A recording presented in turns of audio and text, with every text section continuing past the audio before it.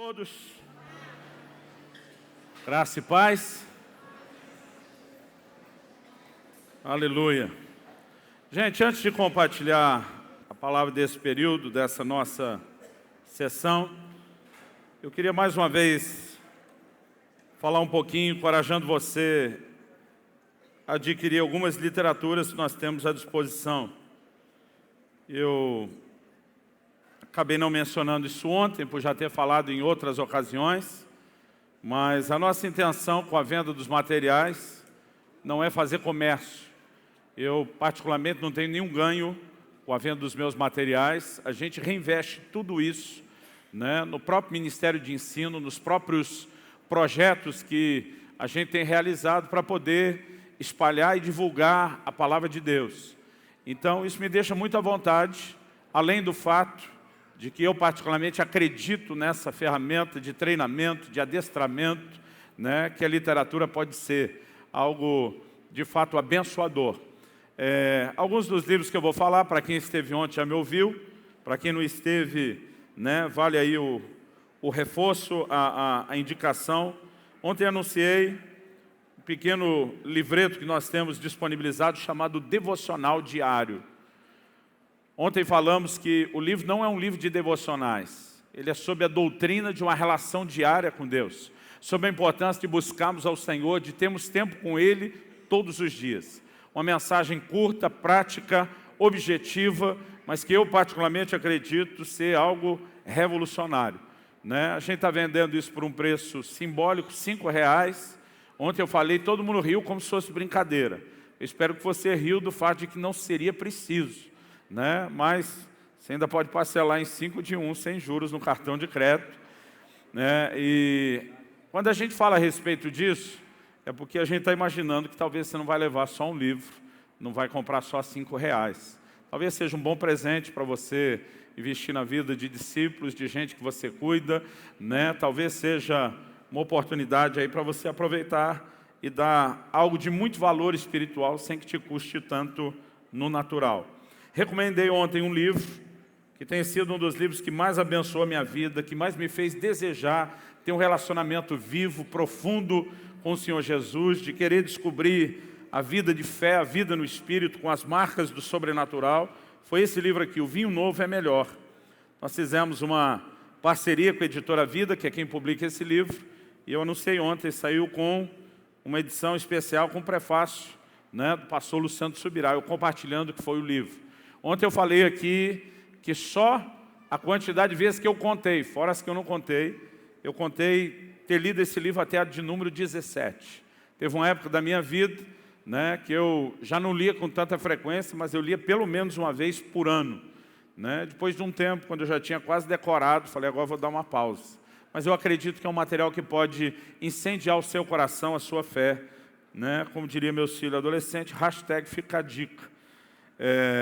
Ontem eu não mencionei, até porque a gente não tem muito, mas depois de ter mexido um pouco no assunto de restauração ontem, eu queria recomendar para você esse livro da Storm, uma história de perdão e cura, um testemunho que fala muito de restauração emocional e também familiar. E um outro material que nós recomendamos ontem, nós temos alguns títulos diferentes, alguns deles eu não vou nem falar pela quantidade ou, nesse momento, pelo destaque que eu quero dar. Mas esse livro aqui, Uma Questão de Honra, o valor do dinheiro na adoração, é um dos materiais que eu talvez mais recomendaria a você. E, particularmente, eu sinto de Deus um encargo muito grande. Eu tenho gastado muito tempo ensinando, ministrando nessa área. Eu acredito que nós precisamos entender melhor a relação do cristão com Deus e o dinheiro. Algo que o Senhor Jesus nos revela na parábola do semeador é que a semente que caiu entre espinhos, a Bíblia diz, os espinhos cresceram e sufocaram a ação da palavra. Na hora de interpretar o que era aquilo, Jesus chamou os espinhos de os cuidados do mundo e a sedução das riquezas. Pensa numa coisa que tem o poder de sufocar a ação da palavra de Deus na vida de um crente, é uma maneira errada de relacionar com essas questões materiais e financeiras. Eu não creio que o dinheiro em si seja errado, porque a Bíblia diz que é o amor ao dinheiro que é a raiz de todos os males. E alguém pode amar o dinheiro mesmo sem ter dinheiro. Eu descobri que tem gente que está quebrada, falida. Lá no sul a gente diz mais quebrado que arroz de terceira. Naquele estado, se chamar a mulher de meu bem, o banco confisca, tão endividado que está. E o cara, além de quebrado, às vezes ainda tem a raiz de todos os males, que é o amor ao dinheiro. Por outro lado, o Salmo 62:10 diz: se as vossas riquezas aumentam, não ponhais nelas o coração. Deus não diz que você tem que jogar tudo fora, mas Ele diz que você não pode pôr seu coração. Alguém disse com muita propriedade que errado não é o crente ter dinheiro. Errado é quando o dinheiro tem o crente. Aí a confusão está feita. Então, esse livro fala muito sobre honra. Esse livro mostra uma maneira correta de lidar com isso, porque o único, no ensino bíblico, o único exemplo dado que nós temos de um senhor concorrendo com o senhorio de Deus no nosso coração, foi quando Jesus diz: não podeis servir a dois senhores, não podeis servir a Deus e às riquezas. Então, é um assunto, eu creio que merece a nossa atenção, né? A nossa reflexão, o nosso estudo da palavra, ministrações mais profundas, e eu tenho certeza que esse material pode e muito abençoar a sua vida. Amém. Vamos compartilhar a palavra de Deus. Eu quero que você abra, por favor, sua Bíblia no livro de Provérbios, no capítulo 30.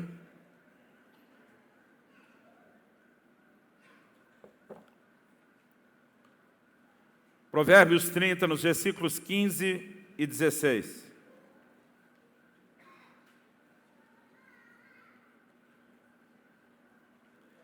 Enquanto você localiza o texto,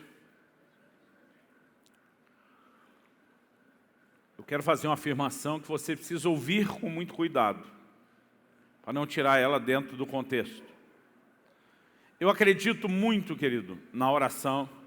Creio que oração não é nem só uma arma na vida do cristão. Oração é uma questão de sobrevivência, essencial na relação com Deus. Tem o poder de mover os céus e chacoalhar a terra. Mas deixa eu te dizer, de todo o meu coração, acredito que quando o assunto é família, como nós estamos falando aqui, há momentos, querido, onde a palavra de Deus, de uma maneira muito clara, vai dizer para mim e para você que só oração não resolve o nosso problema. Aliás, tem momentos que você vai ver Paulo dando alguns conselhos e dizendo: gente, vocês não podem só orar se querem ter um relacionamento familiar melhor. Então, para que isso não te assuste, eu vou te dar o texto bíblico. Em 1 Coríntios, no capítulo 7, no versículo 5, Paulo falando aos casados, ele diz: não vos priveis um ao outro. Ele está falando da vida íntima do casal. Ele diz: não se privem, não se neguem um ao outro.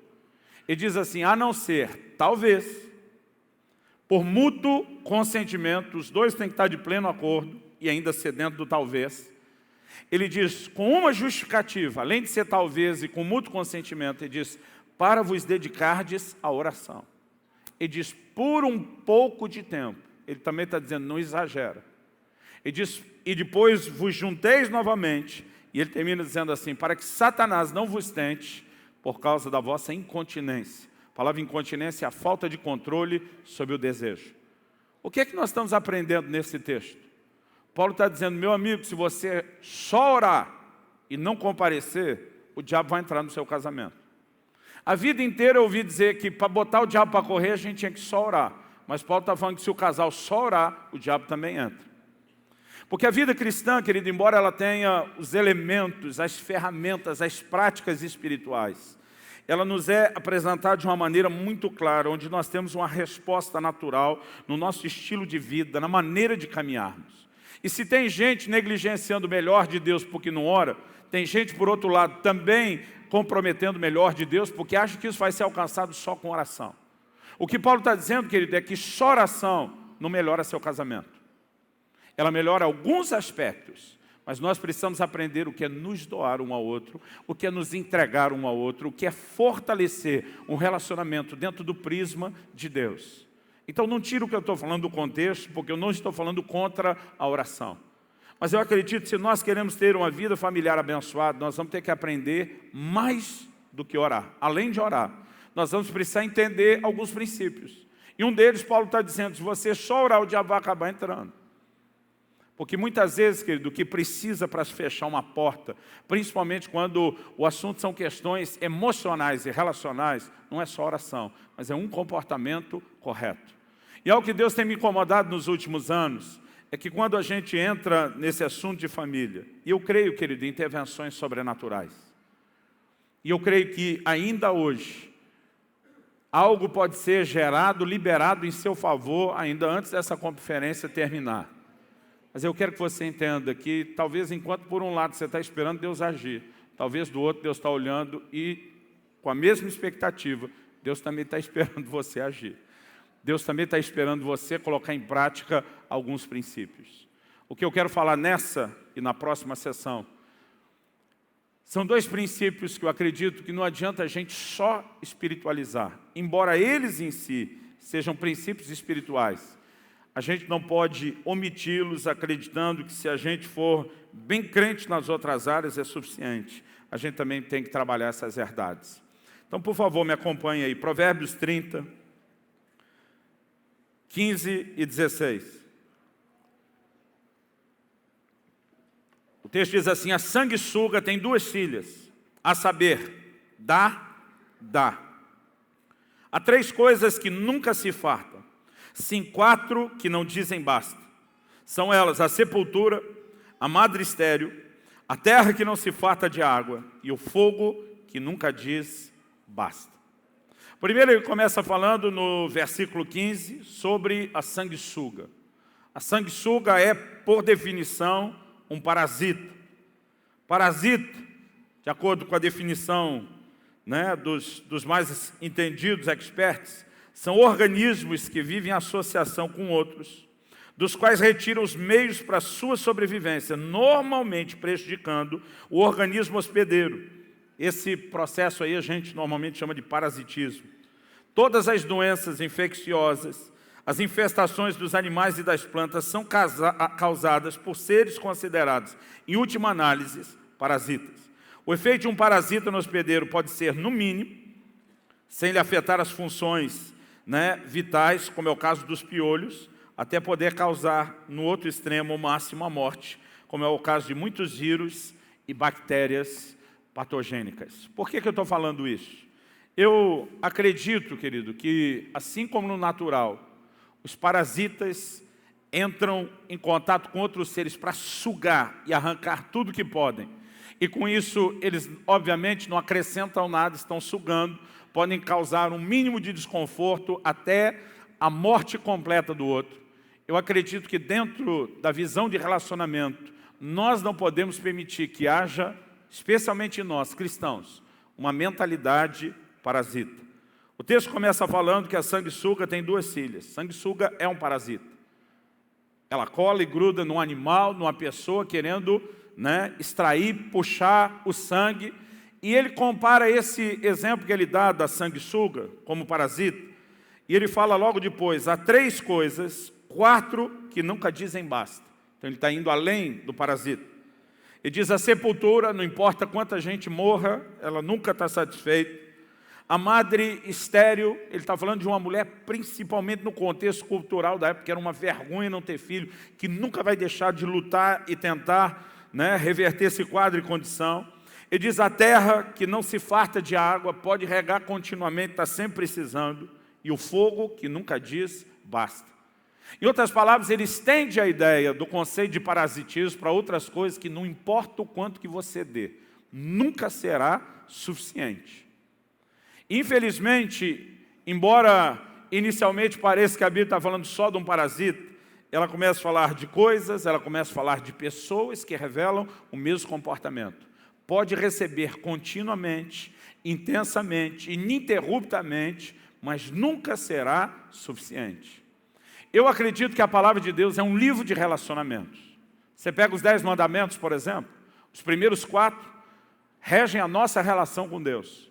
Os outros 6 falam da nossa relação uns com os outros.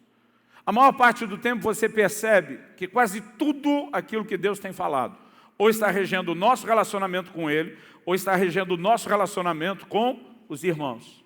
Na hora de Jesus resumir as coisas, ele diz, um novo mandamento vos dou, que vos ameis uns aos outros. Jesus não está falando apenas da arte de saber relacionar-se, mas do prisma e da essência de tudo, que é trazer o amor, a visão, a mentalidade de Deus para os nossos relacionamentos.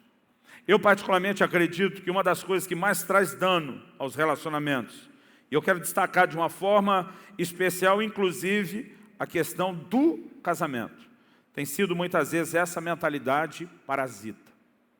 Eu gosto de dizer para os jovens da nossa igreja o seguinte, eu gosto de dizer para eles, quantos de vocês querem ser felizes?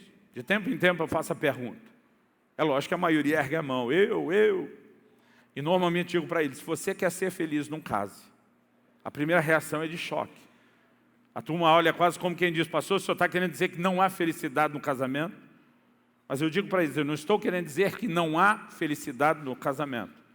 Mas que o seu alvo, a sua meta, se ela for casar para ser feliz, é melhor que você nem comece esse negócio.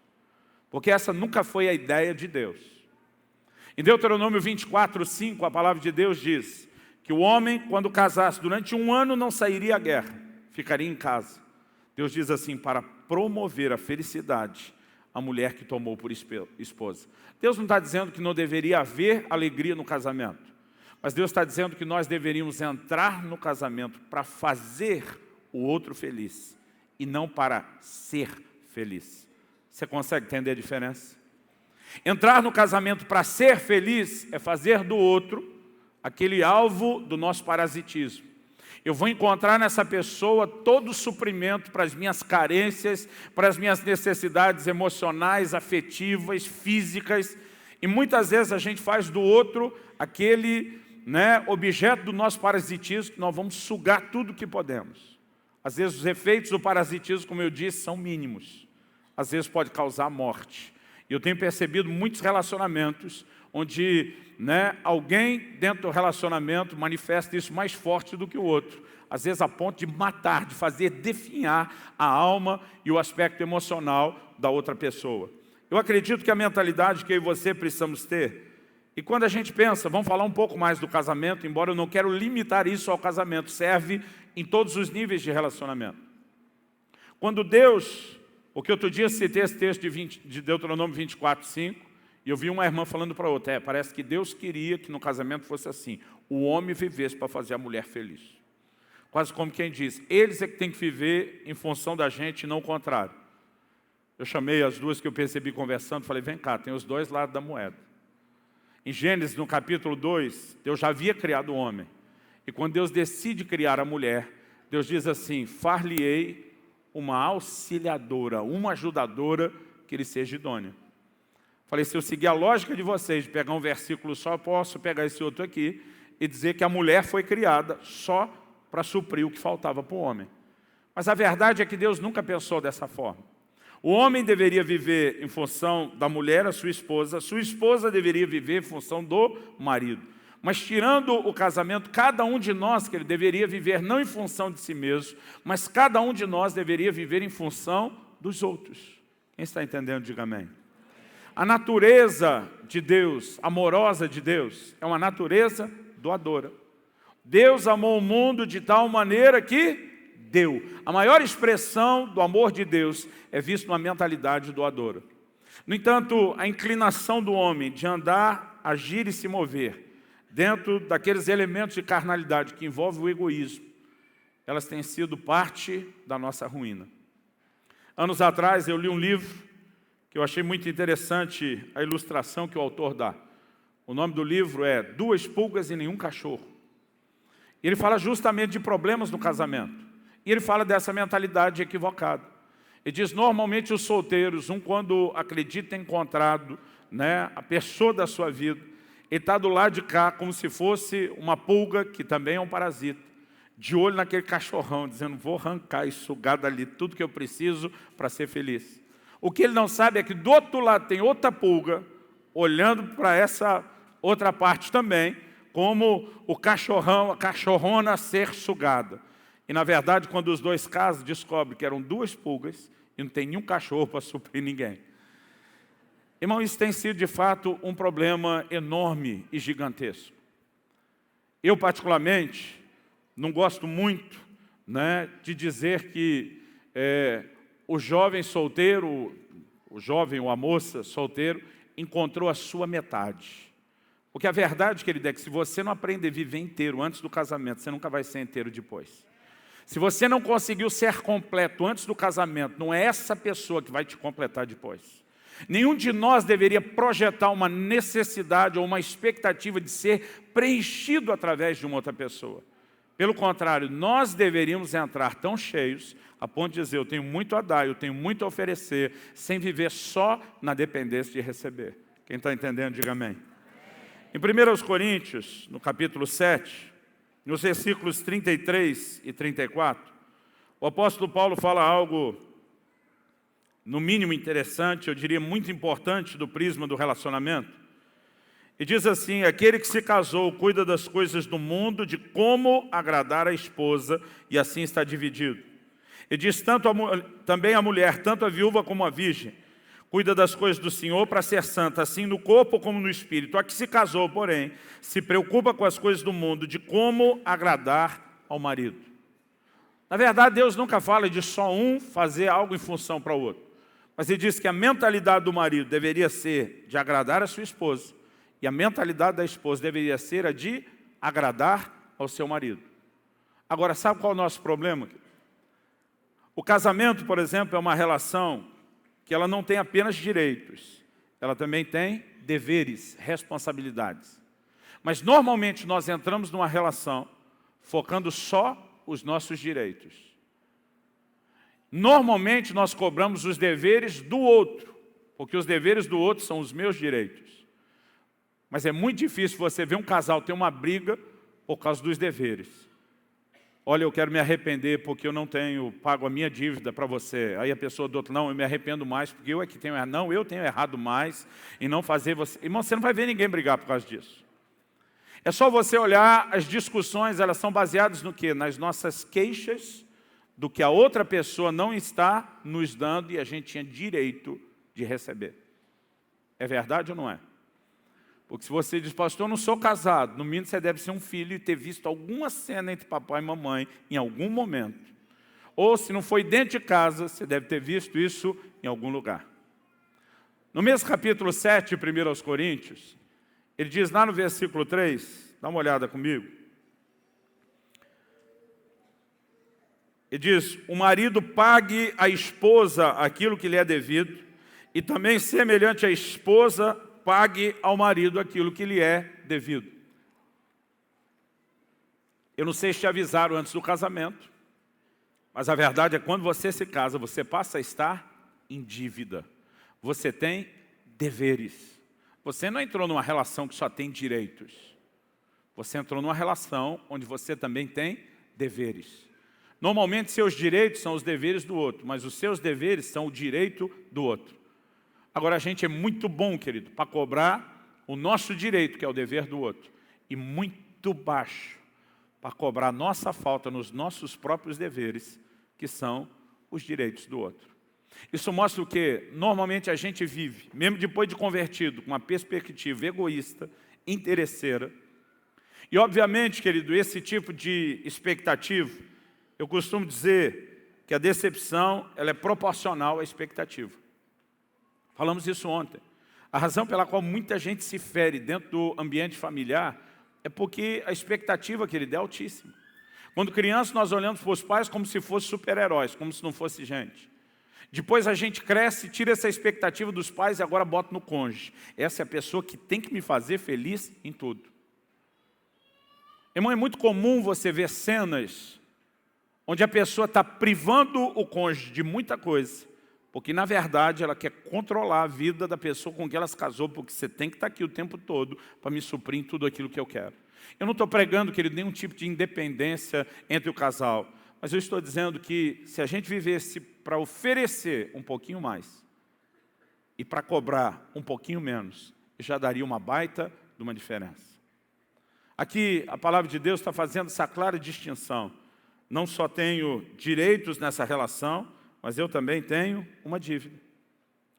A igreja hoje ela tem sido regida por uma mentalidade mundana, que eu chamo de uma mentalidade de consumo. Camarada chega na igreja, ele vai cobrar o mais alto nível de prestação de serviço em todas as áreas. Você tem que oferecer o melhor ministério infantil possível, porque senão ele vai olhar para você e dizer, se não for bom o suficiente, eu vou para a concorrência.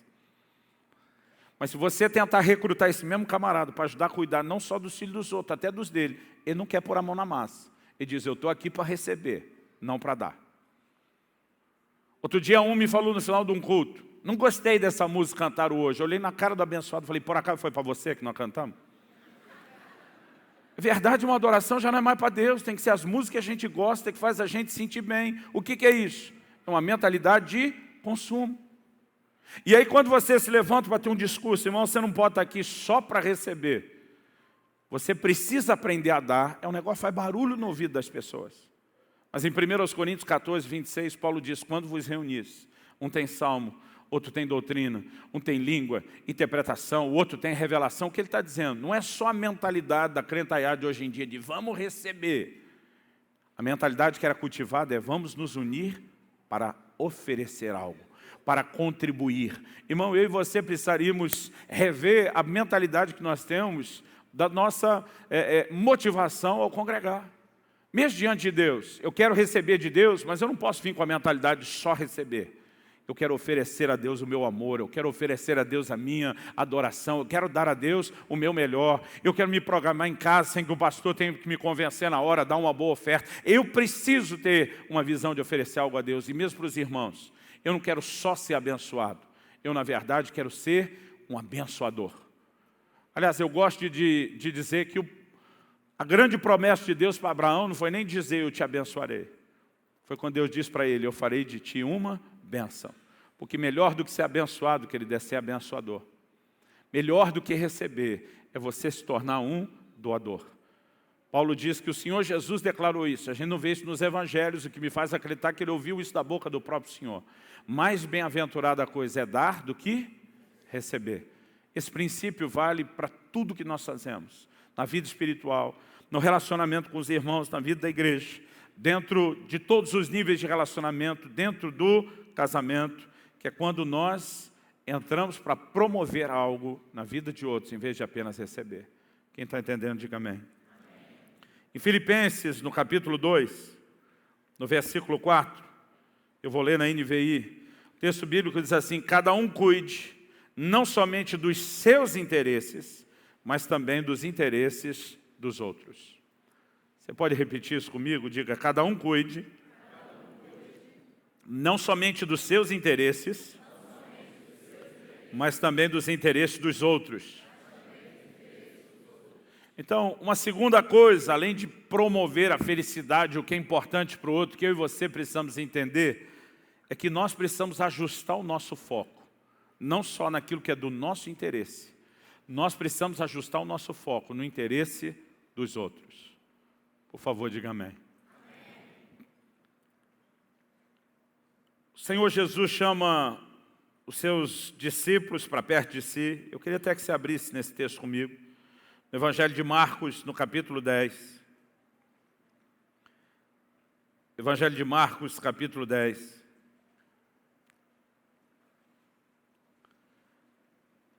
Jesus decide ter uma conversa muito especial. Mas o que eu vou ler a partir do versículo 42, eu quero que você saiba que existe um contexto anterior a isso. É que, na verdade, dois dos discípulos de Jesus, os filhos de Zebedeu, que ele apelidou de Boanerges, Tiago e João, eles fazem um pedido inusitado, um dos evangelhos acrescenta a mãe por perto interpelando. A mãe diz, Jesus, eu queria te pedir uma coisinha, quase como quem diz uma coisinha de nada. Ela olha para Jesus e diz, quando te assentares no trono da tua glória, a expectativa deles do Messias, que ele não era de alguém que estabeleceria um reinado espiritual. Eles levaram um tempo para cair a ficha e entender que Jesus veio primeiro estabelecer um reino espiritual. O que ele esperava era um reino físico. Está dizendo, quando você se assentar no trono da sua glória para governar o mundo, não só Israel, é dizer, eu queria te pedir que meus filhos pudessem se assentar um à sua direita, outro à sua esquerda. Tipo, nós não vamos concorrer com o seu trono, que o último que tentou isso se deu mal. Então o seu lugar está preservado, Jesus, mas os outros dois, da direita e à esquerda, os lugares de maior importância, tem como o senhor dar para os meus 2 filhos? O que ela está dizendo? Deixa um ser ministro da fazenda e o outro ministro do planejamento. Ela está dizendo assim, deixa a faca e o queijo na mão da família. Agora, qual foi a reação, querido, dos outros quando ouviram isso? O versículo 41 diz, ouvindo isso, indignaram-se os 10 contra Tiago e João. Agora, irmão, por que os 10 se indignaram? Porque eles é que queriam estar sentados à direita e à esquerda. Eles não estão olhando para esses dois, que maturo vocês, como se fosse importante o lugar onde sentam. A indignação deles diz, ei, quem diz que esses 2 lugares podem ser de vocês e não da gente? Quando Jesus percebe o comportamento deles, verso 42, mas Jesus, chamando-os para junto de si, disse-lhes, sabeis que os que são considerados governadores dos povos têm-nos sob seu domínio, sobre eles seus maiorais exercem autoridade. Mas Jesus disse, mas entre vós não é assim. Repita comigo, por favor, diga, entre nós não é assim. Olha uma cara que está balançando a cabeça com um cara de para o irmão ao seu lado, fala, entre nós não é assim. Jesus diz, pelo contrário, irmão, o que é o contrário? Ele diz, quem quiser tornar-se grande entre vós, será esse o que vos sirva. E quem quiser ser o primeiro entre vós, será servo de todos. Pois o próprio Filho do Homem não veio para ser servido, mas para servir e dar a sua vida em resgate de muitos. Jesus olha aquela cambada em volta dele e diz, um bando de parasita, querendo se aproveitar do momento, da situação, do lugar, do prestígio. E diz, gente, vocês precisam entender, eu mesmo me fiz homem, vim estar com vocês, sem esperar receber nada. Eu não estou aqui para receber algo de vocês, e não vim para ser servido. Eu ajustei o meu foco no interesse de vocês, nas necessidades de vocês. É por isso que eu estou aqui como servo.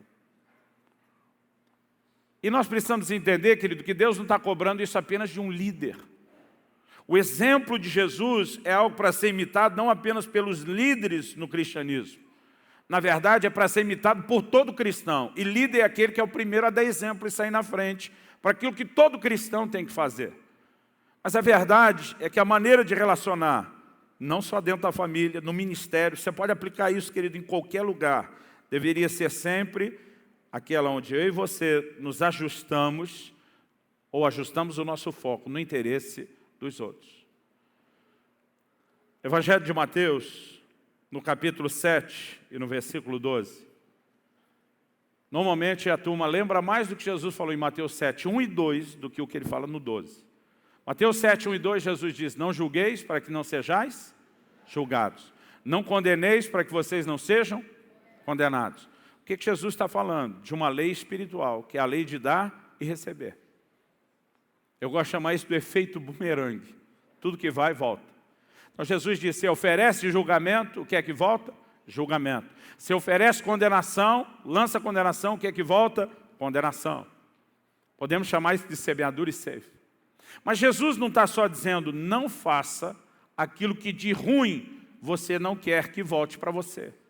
E seria apenas uma atitude passiva de dizer, então não vou fazer nada de ruim para os outros, para que nada de ruim volte para mim. Em Mateus 7,12, Jesus nos ensinou ir além disso. Ele diz, tudo quanto quereis que os homens vos façam de bom, fazei vós a eles. Isso significa o quê, querido? Tudo aquilo que eu gostaria ser a maneira de me tratarem, essa deveria ser a maneira que eu trataria os outros. E se isso vale para qualquer pessoa, irmão, você consegue imaginar dentro do casamento? Agora a gente vê cônjuge reclamando. Meu marido ou minha esposa não demonstra carinho. Ele está cobrando isso. A pergunta é, você está fazendo? Não, ele não faz, também não faz. Irmão, esse negócio nunca tem fim. Aí ele do lado diz, ela também não faz, eu também não faço. Esse negócio nunca vai acabar. Jesus disse, você quer que o outro te faça? Independente dele estar fazendo ou não. Você quer que ele te faça? Faça você. Até porque o que Jesus está nos ensinando, que mesmo antes de receber, a gente precisa aprender a oferecer, a dar. No entanto, querido, a gente vive num alto padrão de cobrança. O ponto crucial, a maior questão nas brigas, nas discussões, nos pedidos de ajuda, de aconselhamento com os casais, gira em torno de queixas do que o outro deveria estar fazendo para mim e não está. Mas se eu me concentrasse em dar exatamente ao outro aquilo que eu quero que ele me ofereça, provavelmente, querido, o relacionamento estaria sendo outro. Eu vi uma frase há muito tempo atrás, de um camarada chamado Walter Chantry. Ele diz: como terminariam logo as sessões de aconselhamento matrimonial se maridos e esposas competissem seriamente em negar-se a si mesmos? Irmão, se essa fosse a nossa competição, quem que se humilha primeiro, quem que serve o outro primeiro, quem que se dispõe a ser bênção na vida do outro primeiro, você concorda comigo que tudo seria diferente? E se você observar, querido, a gente está tentando resumir aqui em vez de ser extenso ou exaustivo, mas se você observar, a palavra de Deus está recheada, mas recheada de exemplos como esses. Um dia desses alguém me mandou um post que me abençoou demais, me fazendo lembrar dessas verdades.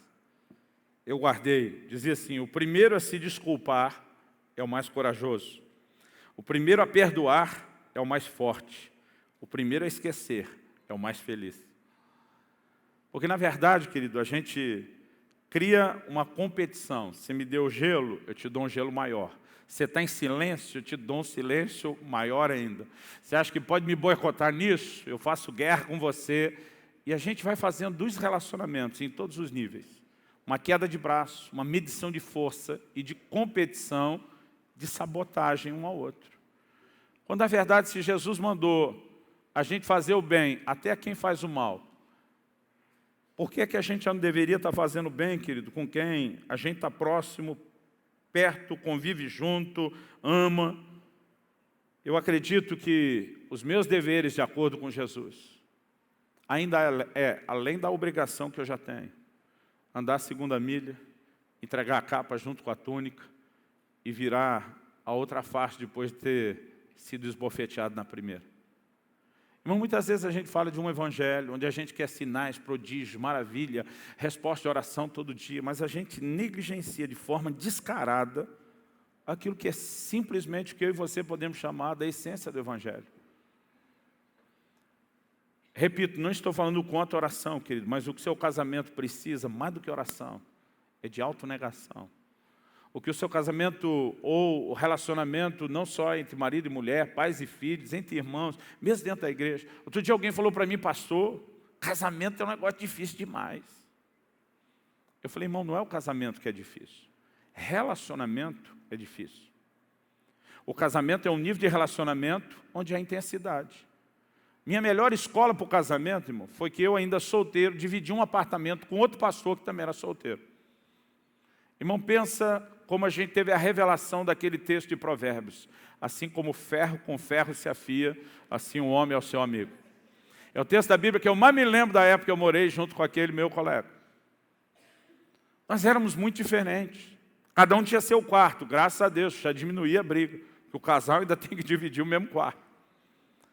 Mas ele levantava de manhã, eu brinco que ele parecia ter o toque, o transtorno obsessivo compulsivo. O quarto dele era impecável. Ele pulava da cama, a primeira coisa que ele fazia, arrumava a cama assim, que deixava as camareiras de hotel, profissionais, treinadas nisso, morrendo de inveja. Irmão, eu no quarto era a criatura assim, mais relaxada. Morava sozinho, a gente não recebia visita, tinha ninguém em casa. E estou falando de um contexto de frio que vocês desconhecem aqui lá no sul. Eu saí debaixo daquele monte de coberta, tem dia que você não dorme com uma, é com 3 cobertas. Eu saía debaixo daquele casulo, do jeito que ele estava pronto, mas eu ficava armado para eu voltar à noite e entrar de novo. Ele ficava louco comigo, deu não arrumar a cama. Eu dizia: fechei a porta do quarto, não tem ninguém para entrar para ver. Qual que é o seu problema? Mas a gente discutia por causa disso. Mas vamos esquecer o quarto, que a bronca dele é que eu era o relaxado. Quando a gente ia para o banheiro, eu que tinha o transtorno obsessivo compulsivo até hoje. Minha mulher me vê, por exemplo, nós estamos numa viagem de avião, ela me vê levantar e ir para o banheiro, ela diz: o que você está indo fazer? Eu digo: amor, quando você pergunta assim, o povo vai ficar especulando se é número 1 ou número 2. Mas quando ela me pergunta isso, é porque ela sabe que às vezes eu vou no banheiro, não é nem para usar o banheiro. Eu vou para dar uma olhada como está, e dependendo como está, eu dou uma geral. Até em banheiro público. Então, eu quase todo dia, quando eu levantava e ia escovar os dentes, meu amigo tinha passado antes, eu chamava ele, eu dava um sermão. Não dá para lavar esse respingo de pasta de dente, não dá para... Irmão, era uma tensão, porque eu achava que no banheiro ele era o cara relaxado. Mas aí a gente ia para a sala. A sala era o terreno dele, como o quarto. Eu gostava de espalhar todos os meus livros na mesa para estudar. Às vezes saía buscar um negócio, voltava da padaria, ele tinha juntado tudo, desaparecido com tudo. Eu enlouquecia. Eu dizia, você fez isso, você sabia que ia voltar a estudar. Ele disse, você tem que aprender a ser organizado. Eu falei, você que não entende minha organização, agora eu quero ver achar toda a minha pesquisa. E, irmão, a gente discutia. Mas ia para a cozinha, eu que tinha o transtorno obsessivo compulsivo. A cozinha para mim tem que ser impecável. Eu não sei porque o banheiro e a cozinha são importantes desse jeito, irmão, mas são. Ele tomava um copo de leite, aí botava lá o copo, deixava na pia, dizia, ei, passa um pouquinho de água, não deixa o leite secando no fundo do copo. Já lava esse negócio, bota no escorredor, resolve, deixa aquilo, e outra, seca tudo. Irmão, nós morávamos no mesmo apartamento, a gente trabalhava junto no mesmo escritório, atendendo as pessoas, mas cada um ia para a igreja no seu carro, sabe por quê?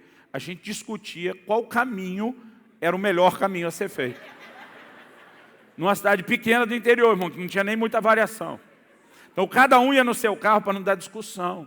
Sabe o que eu descobri antes de casar, irmão? Que difícil não é casamento, é relacionamento, é convívio próximo, é convívio íntimo.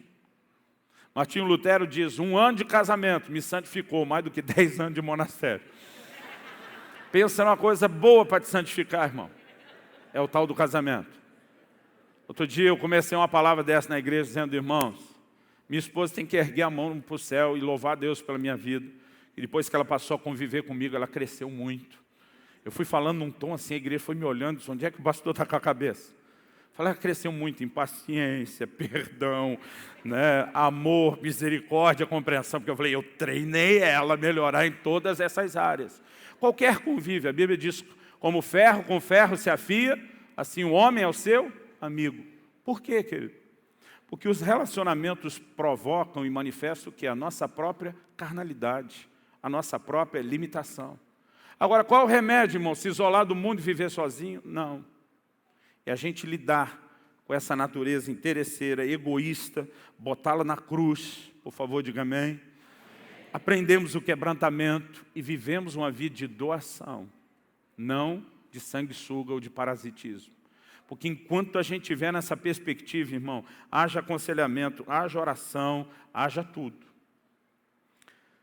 Em último lugar, para encerrar, em Romanos, no capítulo 15, nos versos 1 e 2, Romanos, capítulo 15, versos 1 e 2. A palavra de Deus traz uma instrução clara. Não é um conselho onde Deus diz, olha, seria bom se você pensasse nisso. Paulo diz assim, ora, nós que somos fortes, e eu gostei dele se colocar entre os fortes, nós os que somos fortes, devemos, diga comigo, devemos. Irmão, essa palavra aqui, devemos, é a palavra usada para falar de qualquer dívida material e financeira, é a mesma palavra quando diz o marido pague à mulher o que lhe é devido, está falando de deveres da vida cristã. Nós, os que somos fortes, o texto diz, devemos suportar as debilidades dos fracos e não agradar-nos a nós mesmos. Irmão, fala aí. Pensa no crente mais tribuloso que você já conheceu. Pensa nele, não repreende em nome de Jesus, só pensa nele. Porque a maioria de nós tem esse olhar altivo, eu sou forte, você ainda é muito fraquinho na fé. Deus diz, seja é forte, seja é bom na fé, entenda que você tem que suportar a debilidade, a fraqueza desse crente que você não parece gostar tanto. E você deve procurar não agradar a si mesmo, mas você deve procurar agradar essa pessoa. Você consegue imaginar a gente vivendo isso em família todo dia? Pai e filho, irmãos, marido e mulher. Você olha e diz, foi imaturo. Mas espera aí, eu estou aqui para suportar a debilidade, para ser bênção, para ampará-lo, não para me agradar. Se a gente tivesse a perspectiva correta, querido, os relacionamentos não seriam tão difíceis. Na verdade, Eu acredito que nós precisamos, versículo 2 ainda diz assim, portanto, cada um de nós agrade ao próximo no que é bom para a edificação. Deus não está falando só de um mimo gratuito, barato, desnecessário. Mas Ele diz, vai edificar, vai fazer crescer. A gente tem que viver para agradar o outro. Quem está entendendo, diga amém. Quem preferia ter ficado em casa e ver, está ouvindo isso, diga amém. Irmão, eu acredito que quem entra num relacionamento só para receber, na hora que a coisa ficar difícil, ele vai ter uma forte inclinação a abandonar o barco. Porque consciente ou inconsciente, quando a coisa está difícil, ele está dizendo, não foi para isso que eu entrei nesse negócio. Não foi para segurar a onda de ninguém, não foi para segurar essa corda, foi para nada disso. Era para eu ser feliz, era para eu estar recebendo tudo que eu mereço, e já que não estou, quer saber? Estou fora. Agora, quando eu e você entramos com a mentalidade de se dependesse só de mim para funcionar, ainda funcionaria, porque eu vou fazer o meu melhor. Eu não estou nesse lugar só para receber. Eu estou aqui para ser bênção, para ser um sustento. Eu estou aqui para alimentar essa relação. Eu estou aqui para abençoar essa pessoa. Irmãos, as coisas seriam diferentes. O índice de divórcio na igreja evangélica brasileira hoje está muito perto de se igualar ao nível de divórcio que nós temos lá no mundo. Irmão, se a gente não consegue, com a palavra de Deus à nossa disposição, com o Espírito Santo dentro de nós, participando da natureza de Deus, se a gente não consegue sequer ser melhor do que aqueles que não têm Deus, minha pergunta com toda sinceridade para você, que diferença Deus está fazendo na minha e na sua vida? Mas a verdade é que até na hora de relacionar com Deus, a gente só quer o que interessa. A gente não quer suportar nenhum tipo de pressão, nenhum tipo de dificuldade em prol da fé, porque afinal de contas, até com Deus, nós só estamos nessa para lucrar, nós só estamos nessa para receber. E se a coisa não estiver boa o suficiente, nós vamos dar o fora. Se não fosse essa mentalidade, querido, nós não teríamos um número tão elevado de desviados como temos. Mas alimentar essa mentalidade parasita está sendo uma ruína em todas as áreas, da vida familiar, espiritual, ministerial. Está bagunçando tudo, querido, dentro da igreja e, inevitavelmente, em vez da gente estar sendo sal e luz para a sociedade, nós só estamos aumentando o problema do lado de fora. Eu creio que é a hora da gente tomar uma postura e dizer, eu preciso ser crente de verdade. Eu preciso trabalhar esse lugar de rendição. Eu tenho alguns momentos muito interessantes e marcantes no meu próprio casamento. Em novembro desse ano, eu e a Kelly vamos fazer 21 anos de casado. Eu me lembro da primeira crise que nós tivemos, que ela não era necessariamente conjugal, mas a gente tinha que tomar uma postura. Kelly deixou os seus pais, se mudou 700 quilômetros longe para viver comigo, ao meu lado, me apoiando, onde eu já estava plantado, estabelecido no ministério, frutificando. Eu fui muito claro a respeito do meu chamado especial para o Sul. Eu a conheci no estado de São Paulo, mas já estava no Sul. Eu fui muito claro com ela a respeito de tudo antes do casamento. Eu tenho um compromisso, eu tenho um chamado, não é simplesmente uma profissão. Eu não posso simplesmente, em algum momento, você, depois de entrar no relacionamento, dizer, eu não quero mais isso, eu quero voltar para São Paulo, onde me criei. Eu falei, eu preciso que você tenha muita certeza de, falando a linguagem dos nordestinos, onde é que você vai amarrar seu jegue. E ela disse, não, eu quero isso. E nós nos casamos. E nos primeiros 3 anos, nós não tivemos nenhum problema em relação a isso. Até que Israel, nosso filho mais velho, nasceu. Quando Israel nasceu, eu comecei a perceber algo diferente acontecendo com a minha esposa. Apesar de ser um momento de muita alegria, eu percebia ela às vezes triste, abatida. Sentei um dia para conversar com ela. Falei, amor, eu estou preocupado com você. Eu estou achando que você está apresentando alguns sinais, talvez até de depressão pós-parto. E quando nós começamos a conversar, ela falou, eu não queria te incomodar com isso, mas já que você tocou no assunto, vamos lá. Basicamente, ela estava num dilema gigantesco, porque ela disse, eu sei que você foi muito claro a respeito de onde nós viveríamos, pelo menos por um bom tempo. Ela disse, eu aceitei isso de boa, tenho estado ao seu lado, me doando de todo o coração, apesar de estar longe da família, e mesmo que isso não tenha sido fácil, ela falou, eu nunca me arrependi. Mas ela diz, agora que Israel, nosso filho, nasceu. Ela diz, pensar que ele vai crescer sem nenhum dos avós por perto, tem sido difícil para mim. porque meus pais também moravam próximos aos pais da Kelly. Nós dois tínhamos deixado tudo e todo mundo para estar distante. Ela disse, eu lidar com isso como adulta, na minha maturidade, como escolha, ela falou para mim uma coisa, ele não ter sequer a opção de lidar com isso, para mim tem sido uma outra coisa. Eu percebi que aquilo começou a crescer, aquela dor, aquela tristeza, aquele desgosto, foi tomando volume, a ponto de um dia eu sentar com ela e dizer, meu amor, se você acredita que não vai superar isso, eu vou ter uma conversa com o presbitério. Eu vou iniciar imediatamente uma transição para que eles me liberem. E nós vamos mudar para perto dos seus pais. Ela olhou para mim e falou, de jeito nenhum, eu não quero destruir o seu chamado ou ministério. Eu falei, eu também não quero que você destrua o nosso casamento, trazendo esse tipo de sentimento para dentro. Eu olhei para ela e falei, você e o Israel são aquilo que de mais importante Deus me deu. Se nesse momento, ainda que seja por imaturidade nossa, a gente não conseguir suportar isso, eu estou disposto a colocar o meu chamado, o meu ministério de lado. Eu falei, nós vamos mudar. Não, o seu chamado. Falei, eu posso servir a Deus, servir as pessoas em qualquer lugar. E se precisar de tempo para que você resolva esse negócio, eu levo tempo antes de voltar para o lugar do nosso chamado. Mas eu estou firme e disposto a isso. Ela falou, me deixa orar um pouco. E depois de uma semana, talvez uns 10 dias no máximo, ela procura, ela diz, eu estava orando, Deus falou ao meu coração, Ele disse que vai me dar graça, vai me sustentar, que a gente não deve ir a lugar nenhum. Irmão, nenhum de nós nunca esqueceu que cada um estava disputando pelo melhor do outro. Eu estava dizendo, eu renuncio tudo que eu tenho de mais importante nesse momento, por algo que é mais importante ainda que é você. Ela está dizendo, não importa o que isso está doendo, eu estou disposto a renunciar a isso por causa de você. Irmão, se esse fosse o motivo das nossas competições, os nossos relacionamentos estariam bem melhores. Outro dia alguém falou, pastor, eu acho que é fácil para o senhor pregar de casamento, porque o senhor não deve ter tido muito problema.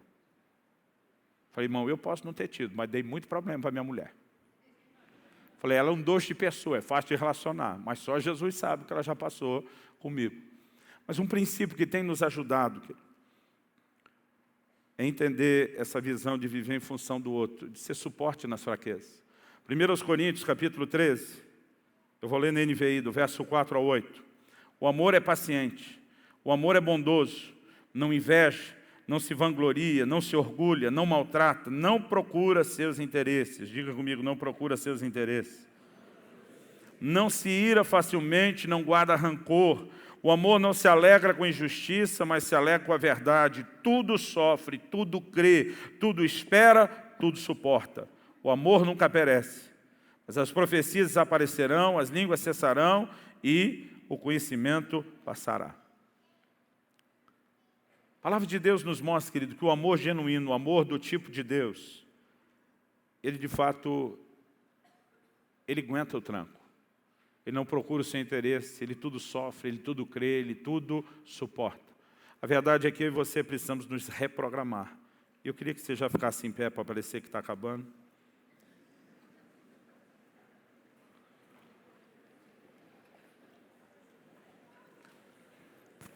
Quando Jesus diz, mais bem-aventurada coisa é dar do que receber. Do que é que Jesus está falando? Sabe que ele está falando só de dar e receber presentes, dar e receber oferta? Quando você olha o que Jesus falou, querido, e Paulo está trazendo para nós, é muito abrangente. Ele está dizendo, mais bem-aventurada coisa é dar atenção do que receber atenção. Mais bem-aventurada coisa é dar respeito do que receber respeito. Mais bem-aventurada coisa é você usar, dar ao outro as palavras corretas em qualquer tipo de conversa do que necessariamente recebê-las. Você percebeu que a maior parte do tempo quais são as nossas queixas? Elas estão sempre voltadas àquilo que nós não estamos recebendo e que o outro deveria dar. Eu acredito que quando temos a atitude, querido, de dizer eu estou nisso para investir, para doar tudo o que eu posso e tenho, independente de receber. Em primeiro lugar, nós não só pisamos no nosso próprio egoísmo e natureza interesseira, como também, além de fazer isso, nós semeamos aquilo que inevitavelmente, se esse for o padrão de relacionamento, imagine os dois, irmão, lutando para oferecer o melhor em vez de receber. nós estamos gerando uma colheita e um retorno, onde o relacionamento se consolida. Meu filho está vivendo um momento especial, apaixonadíssimo. Iniciou meses atrás um relacionamento. A gente no nosso meio, não faz questão que ninguém chama disso, a gente não gosta de chamar de namoro. A gente chama de romance real. A gente acredita num relacionamento baseado em muita pureza dentro dos padrões bíblicos, mas ele seguiu tudo aquilo que eu estabeleci para ele. Qual a idade mínima para começar a ter um relacionamento? Lá em casa, eu não estou dizendo que é na minha igreja assim, mas na minha casa, nenhum dos meus filhos pode pensar em iniciar nenhum relacionamento antes dos 18 anos de idade. Outro dia alguém me falou, pastor, onde é que está na Bíblia que tem que ser assim? Eu falei, onde é que está que não pode? Verdade, irmão, porque a pessoa só quer ter na Bíblia o que interessa. Eu falei, a Bíblia diz que o filho tem que obedecer ao pai, o filho não tem que obedecer só a Deus. Então, para o filho fazer só o que está na Bíblia, não precisava mandar ele obedecer ao pai, era só mandar obedecer a Deus. Ele faz só o que está lá e não precisa do pai. Mas quando a Bíblia diz para obedecer ao pai, significa que o pai pode falar coisas que Deus não falou e que está valendo também. Então eu falei, nenhum de vocês pode iniciar nenhum relacionamento antes dos 18. E dei para eles N motivos, que eu não vou gastar tempo falando aqui, que não é o meu propósito. Quando meu filho finalmente, já vinha orando por uma pessoa, que era assim, alguém que Deus tinha falado ao meu coração, além de ter, não precisava nem ter falado, eu brinco, porque para mim e para minha esposa, assim, era a nora dos nossos sonhos. Quando ele vem, começa a demonstrar interesse, a gente apoiou ele, pode orar a respeito disso, nós vamos orar também. Depois de um tempo orando, papai, posso me aproximar e conversar? Falei, da nossa parte pode, vamos checar com os pais da moça. Conversamos do lado de lá, descobrimos que para eles o Israel também seria o genro dos sonhos. Mas eles disseram, na verdade, quem tem que saber isso é a nossa filha. E nós nunca ouvimos nada dela a respeito. Então tem a nossa bênção para se aproximar, para conversar, mas nós não vamos falar nada. Vocês têm que se descobrir e construir a história de vocês. Então agora, meses depois da oração, meses depois de estarem conversando, chegou um momento que ele diz, eu quero me declarar. Toda hora a gente fazia teleconferência com os pais.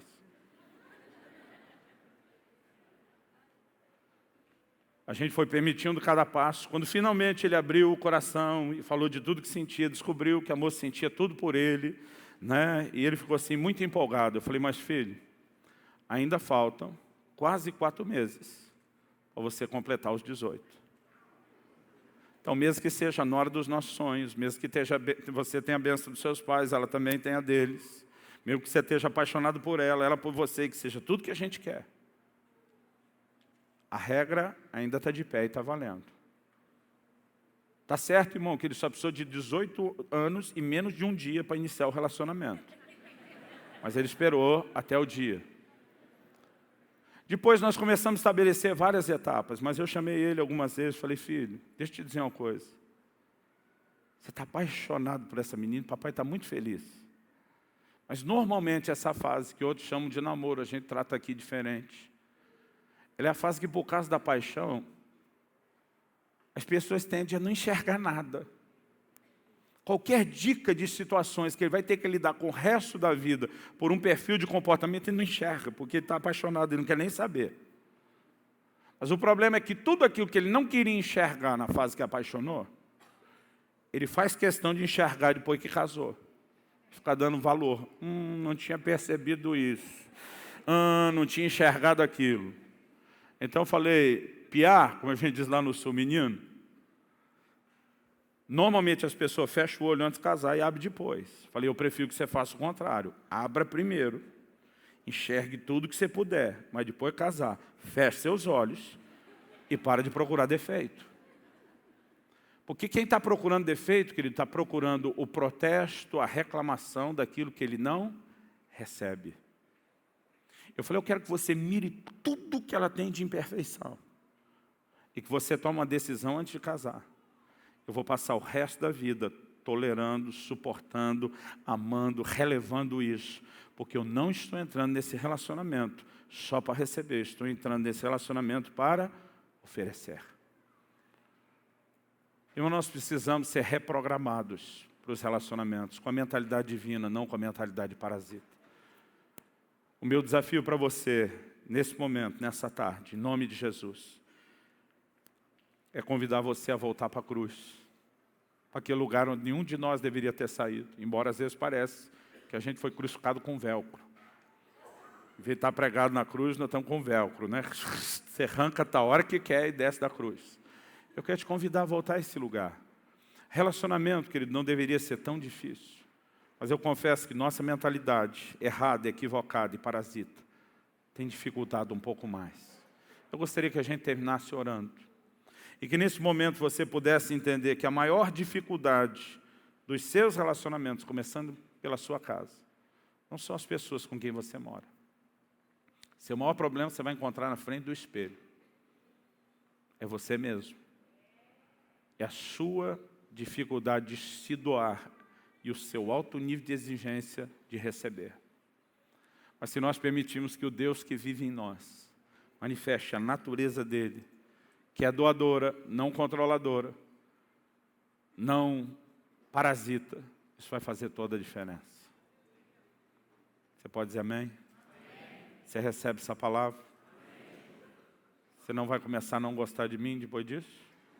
Ok. Pai, nós ouvimos apontamentos claros da Tua palavra, e nós não queremos que isso permaneça apenas no nível da razão, da teoria. A nossa oração e o nosso clamor a Ti nessa hora, em nome de Jesus, é que o Teu Espírito vivifique em nós a Tua palavra, que ela seja mais do que um discurso, uma palestra, que ela de fato, ó Deus, nos conduza a esse lugar de destruir definitivamente a mentalidade parasita. Tua palavra diz que nós não podemos nos conformar com esse mundo, mas precisamos nos transformar pela renovação da nossa mente. Nós queremos mudar de mentalidade. Queremos destruir definitivamente a mentalidade parasita e trocá-la pela mentalidade divina, uma mentalidade doadora. Nós clamamos graça, favor do Senhor nas nossas vidas. Em nome de Jesus e para a glória de Deus.